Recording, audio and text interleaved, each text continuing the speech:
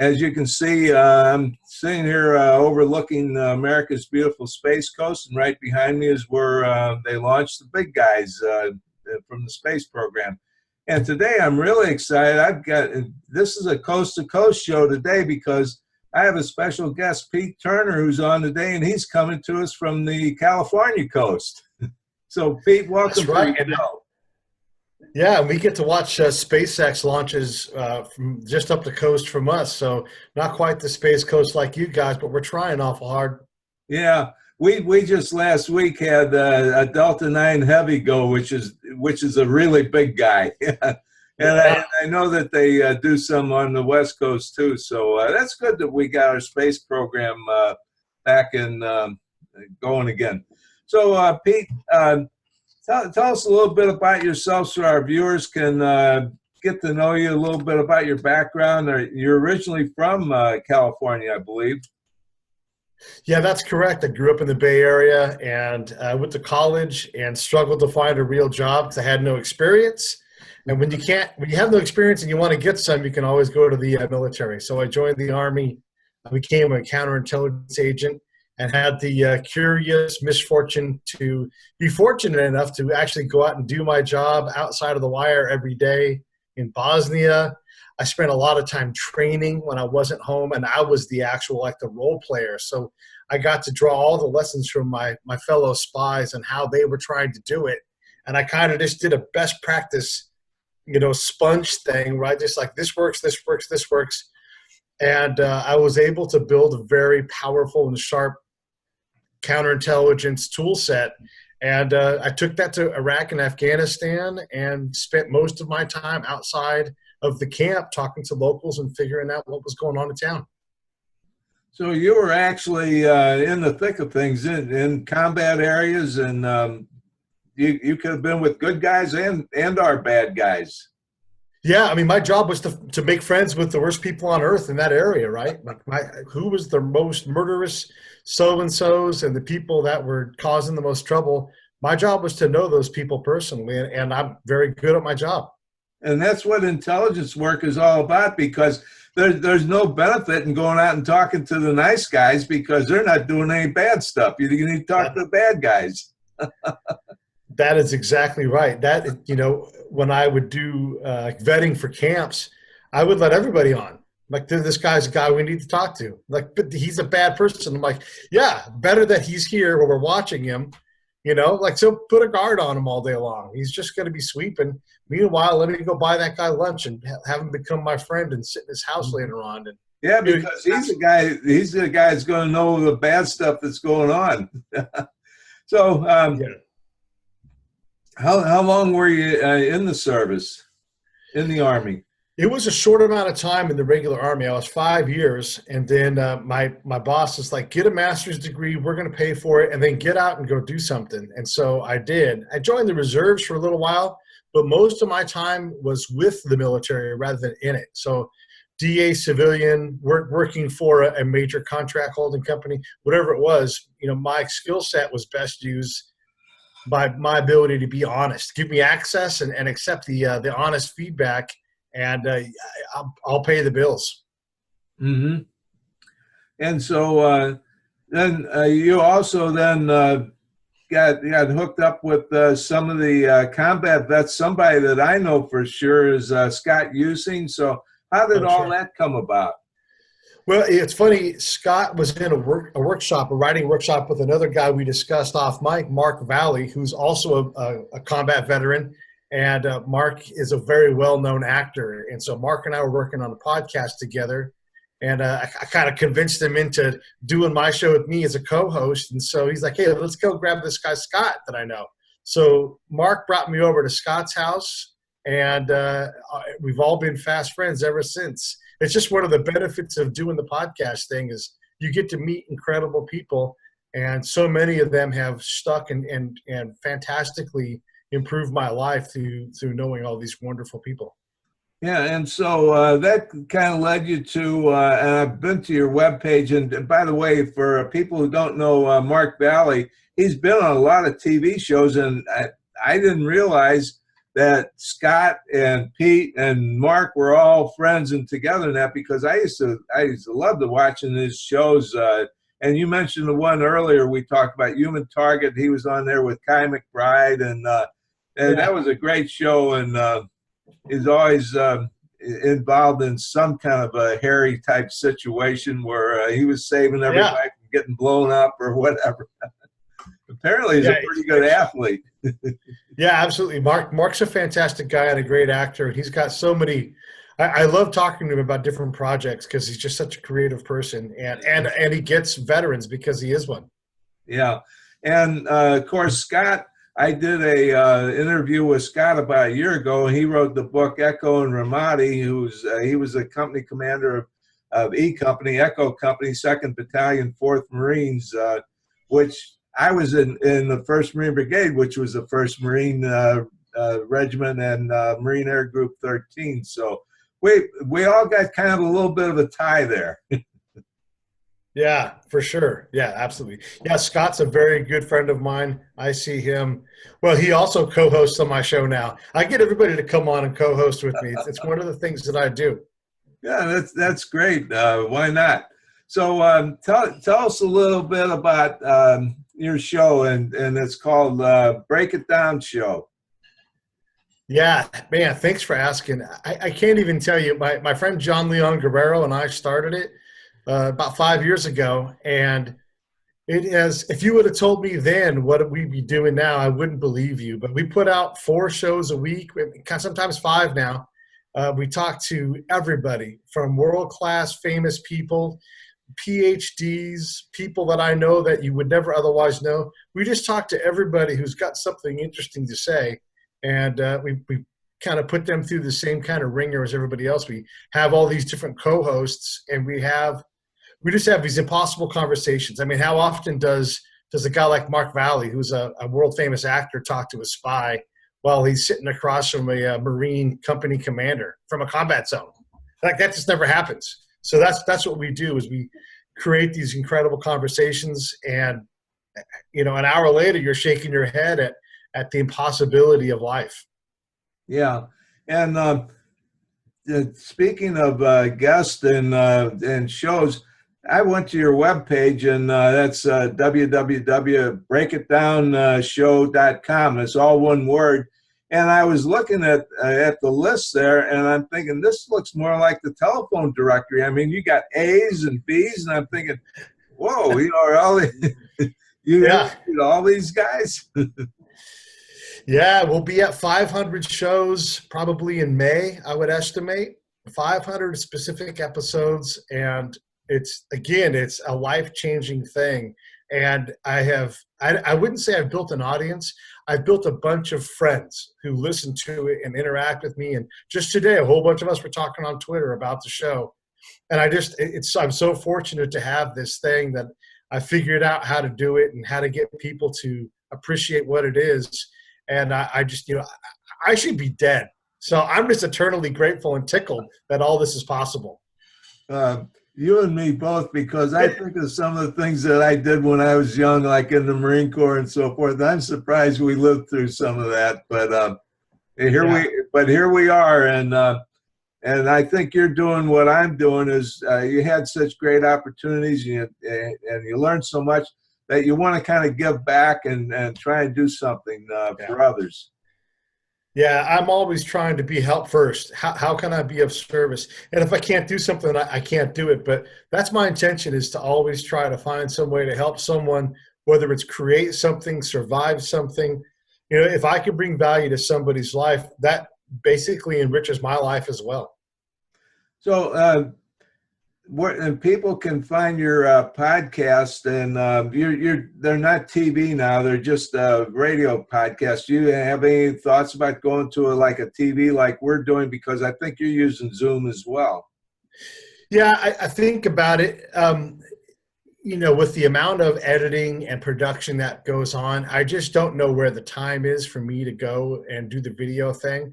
I always want to. I think eventually we end up there, but it's just, we're a small shop, and it's all I can do to keep up with the work that I give myself right now. But that's for sure something that we're trying to get figured out. Well, I understand what you're talking about because luckily TLB has a staff that does that for me. Yeah, that's nice. That makes it good. So, how about some of the guests you've had? Anybody that comes to mind that you have some interesting stories on? Yeah. Oh, I mean, come on. There's, like I said, there's 500 episodes. We had on Andy Summers, the guy from the police. He's one of the three guys. And he's sort of known for not being very open or very friendly when it comes to interviews. And so we know this going in. We've done our work and everything. But one of the things that we do on our show is that we don't go to Andy Summers and say, Andy was in the police. When are you guys going to get back together? We don't ever do that because that's not what Andy – that's one of the things Andy has done. But if you spend time looking at what he is now is he combines multimedia into an artistic show between his love of photography, his ability to create music, and spoken word. And so when we introduce him, we say – artist, photographer, Andy Summers. And we really don't bring the police up at all unless he wants to talk about it because it is relevant to who he is, but it's not all that he is. And because we started there, I think we've got the absolute best interview that he's given in 25 years because we didn't start with the police. We started with Andy and let him be the star of the show on his own. Yeah, that's great. And I guess he's used to with Sting, and they broke up some time ago, so he's moved on to more artistic type things.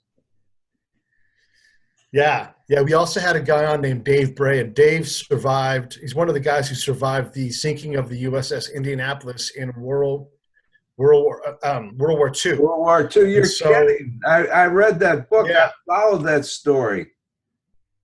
Yeah. Yeah, I said Dave Bray. I don't mean Dave Bray. That's not his name. His last name is Bray. Dave Bray is a veteran singer. But Harold Bray is the guy that survived the sinking. So Harold and Dave have both been on the show.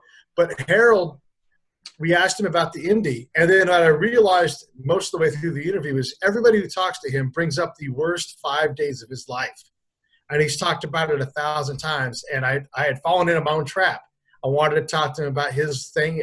It happened 70 years ago. It doesn't define him. So we're going to, we don't always do it perfect. It's a good episode, but what I'm really excited to do is go back and talk with him about being shield number 1 in our hometown, Benicia, California, where I grew up and where he lives till to this day, and talk to him about what it's like to be a cop in a beautiful, small seaside town.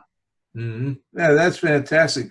For those of you who are watching that don't know about the Indianapolis was torpedoed by a Japanese submarine a day after the war was over, and nobody knew about it, and they didn't have communication. So these guys, I think we lost something like 800 off of that cruiser, and or battleship, I mean, and these guys were in the water and shark-infested waters, and yeah.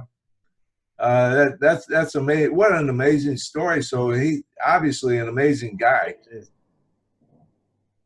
Yeah, it's an incredible thing. Yeah, about 1,200 people on the ship when it was hit, and basically instantly about a third of those guys died.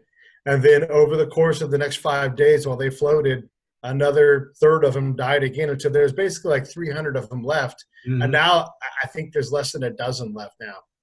Yeah. Yeah, there's so many of our World War II heroes that are still with us. Oh, and anybody else you'd like to talk about, or any new projects you have coming up? Sure. Yeah, there's always a new project. I've got a thing that I'm working on now. It should be out, I'm hoping, in about 6 weeks, and it's called The Prison Chronicles. And basically, I grabbed a bunch of inmates who had done significant time for significant crimes, attempted murder, all of that.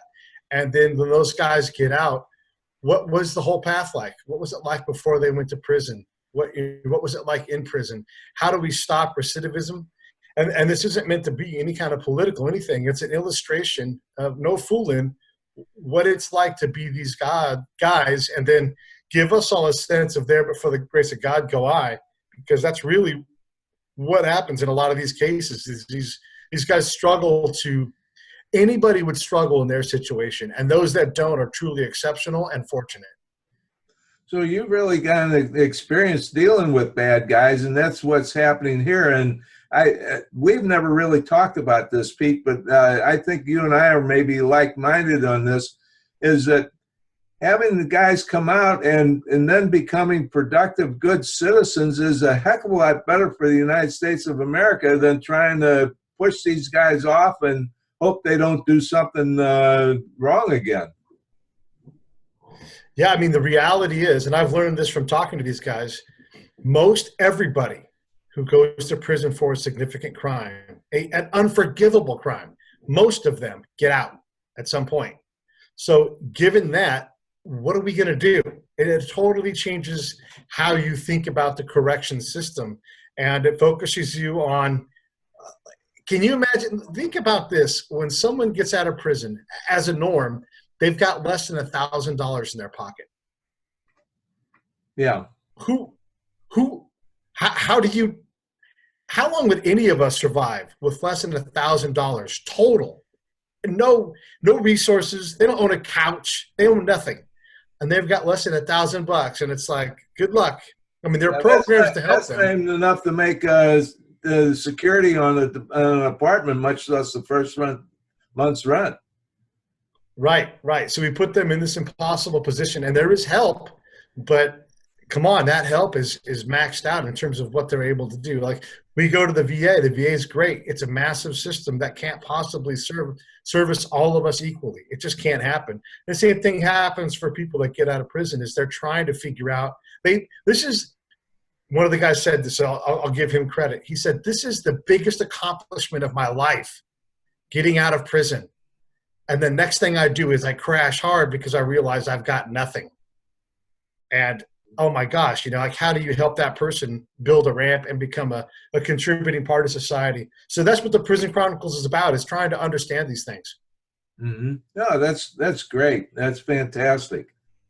So what have we not talked about, or what haven't I asked you about that you would like to talk about? I mean, you want to ask me questions about Afghanistan and Iraq. That's a pretty common thing. It's pretty exciting being able to go out all the time. We can certainly cover that if you'd like. Okay, sure. Yeah, tell us about some of your experiences there, because many of us, like myself, I was between Korea and Vietnam, so I have no idea, other than talking to people like Scott, for example, what it was about to be in those countries in the Middle East. Yeah, and this will seem kind of surprising, but I've had a bunch of warriors, combat guys like me on the show, and one of my favorite questions to ask, because it illustrates very well what modern combat looks like, is, what have you done outside the wire? Have you had more conversations or fired more bullets? And the answer always is more conversations. Mm-hmm. But when we train to shoot more. So the reality is, the vast majority of us that get to go out a lot are going to have conversations, and we're the least prepared for those cross-cultural, cross-religion, cross-language encounters. We're just not prepared for it. Not like, like if you and I were to go out today, even, being out of the service for a long time, and we were going to take a squad of Marines and improve their marksmanship, we could do it. We would know specifically what to do. Mm-hmm. The same thing doesn't hold for having a conversation with locals through an interpreter. It's just not the same level of detail. And so that's the biggest challenge I see on the modern combat field. And I've seen this over and over again. And it's not branch specific. It's everybody. We're just not prepared to deal with the extraordinary challenges of talking to someone in these extremely complex situations. Yeah, I didn't learn how to talk to anybody in boot camp, for example. The DI did most of the talking. But in reading about, what you do and everything, you talk about cultural environment. So that's pretty much what you're telling us now. And that's really fascinating to me, because you're absolutely right about that. In situations like, let's say in Iwo Jima, there wasn't any conversation going on. It was just all shooting and artillery and flamethrowers, etc. But when you're in these towns and everything, you don't know who is who because nobody has a uniform on. So you have to have conversations, and that's how you gather your intelligence and find out who the bad guys are.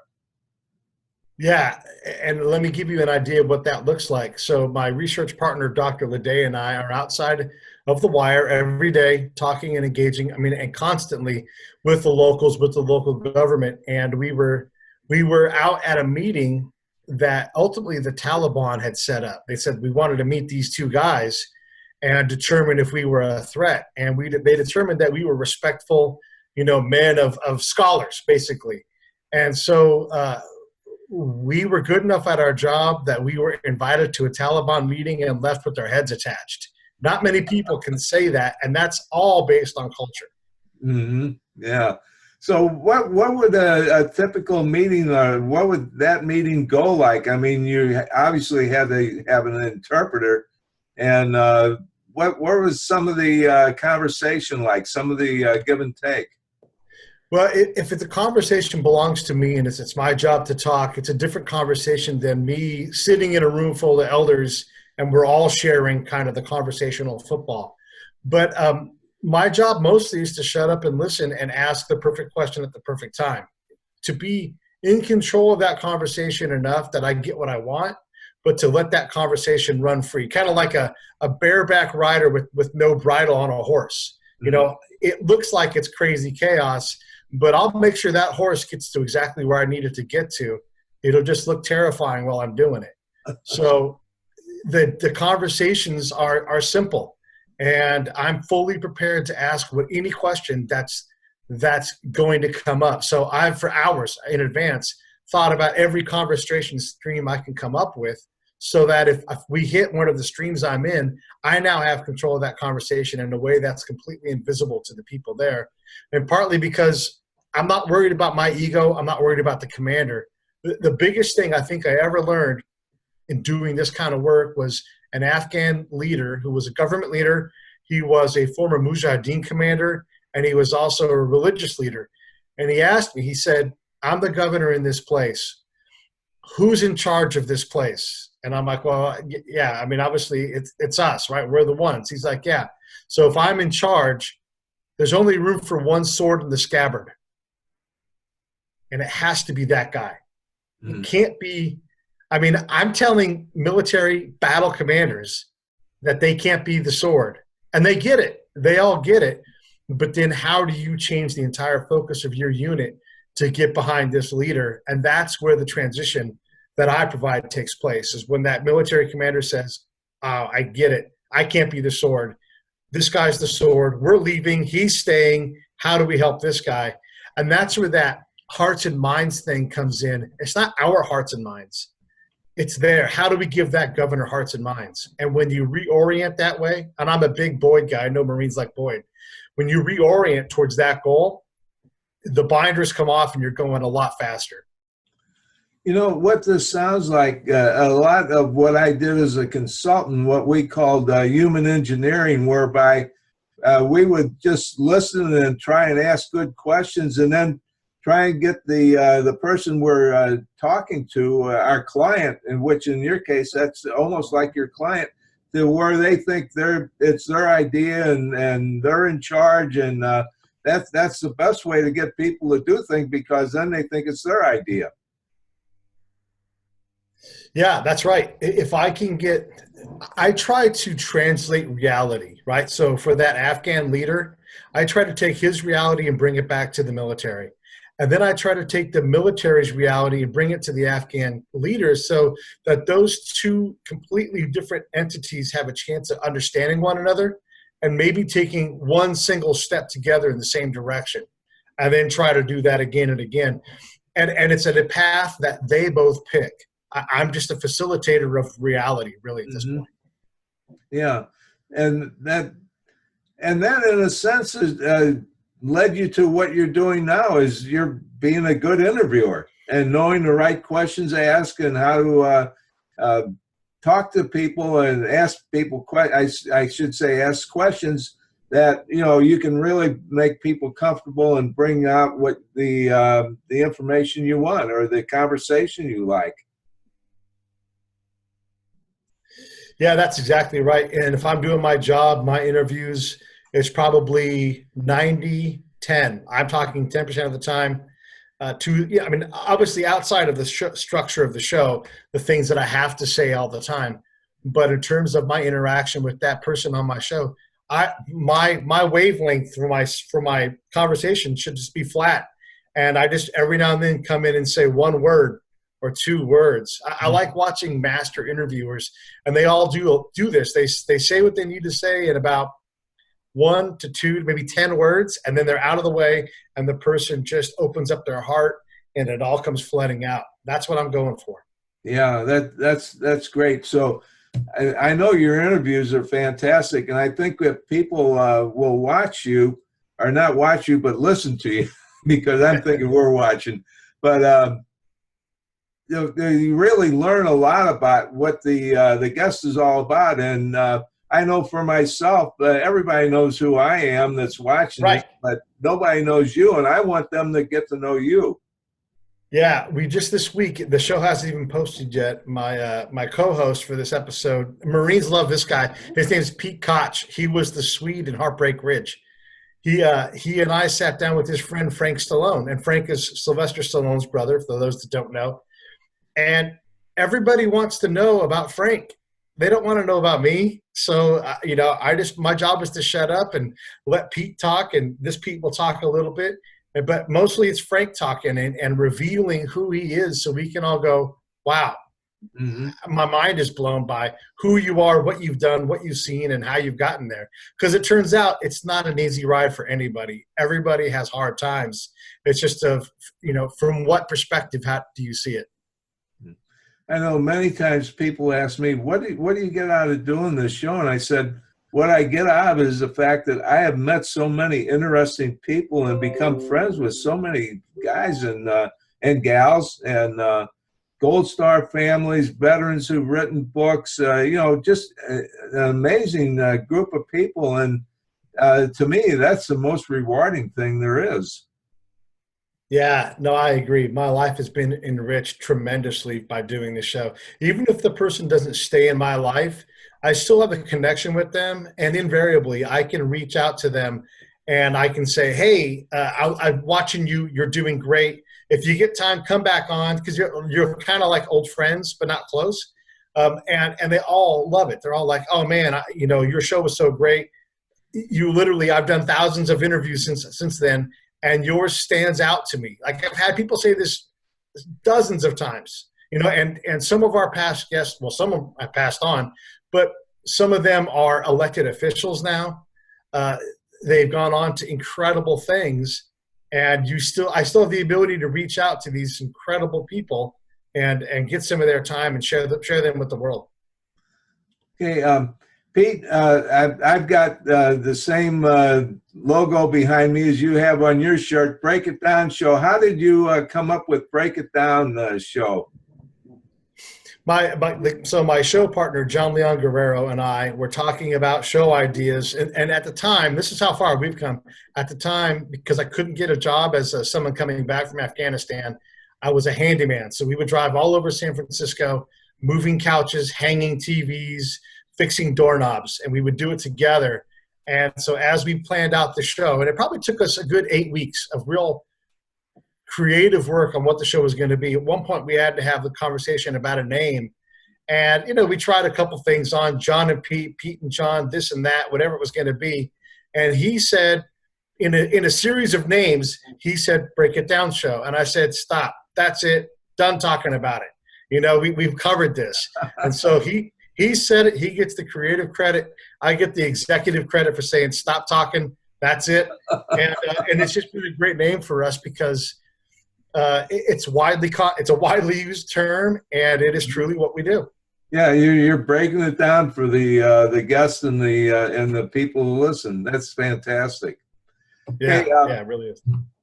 Pete, I'm just so glad that we're able to catch up with each other, and we're both, I guess, kind of interviewers who are used to listening and not doing a whole lot of talking. But you've been a great guest, and I really enjoyed your story. And you're on Facebook. That's how I found you, and I found you by I can't remember exactly what it was, but you were with somehow tied into Scott Usney. I thought, whoa, if this guy's a friend of Scott's, then I need to talk to him, and that's how we kind of got this whole thing rolling. So you're on Facebook, and you also have your web page. You want to tell us about that a little bit? Yeah, I mean, I'm on Facebook, Twitter, Instagram, and it's always P.A. Turner. And you can tweet at the Break It Down Show, but you're basically talking to me anyhow. So just hit P.A. Turner, and I'll talk to you. And when Scott and we like to do a lot of things together because we're both creative, and I think we see the world in a different enough way that we push each other out of our comfort zone, so we both know we're growing. And I love being able to create with guys like that. And I don't remember exactly how we hooked up, but I'm sure Scott was the link because he's great at connecting folks. And heck, I'm trying to do the same thing.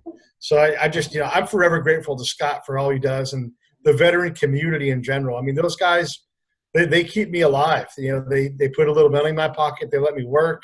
They introduce me to people. And I don't know where I would be without my veteran network. It's the greatest treasure I have. Yeah, and I agree, and I feel the same way. So thank you so much for being a great guest on the show, and God bless you, and God bless all of our veterans and our active duty personnel as well.